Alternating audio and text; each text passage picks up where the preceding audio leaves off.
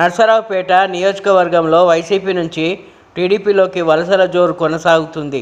స్థానిక పార్టీ కార్యాలయంలో రొంపిచెర్ల మండలం సుబ్బయ్యపాలెం గ్రామం నుంచి వైసీపీ 25 ఎస్టీ కుటుంబాలు టీడీపీలోకి చేరారు. నర్సరావుపేట టీడీపీ ఉమ్మడి ఎంపీ, ఎమ్మెల్యే అభ్యర్థులు లావు శ్రీకృష్ణదేవరాయలు, డాక్టర్ చదలవాడ అరవింద్ బాబు వారికి పార్టీ కండువాలు కప్పి ఆహ్వానించారు. ఈ సందర్భంగా ఎమ్మెల్యే అభ్యర్థి డాక్టర్ చదలవాడ అరవింద్ బాబు మాట్లాడుతూ 5 ఏళ్లు వైసీపీ పాలనలో కనీసం గ్రామాల్లో తట్ట మట్టి పోయలేదన్నారు.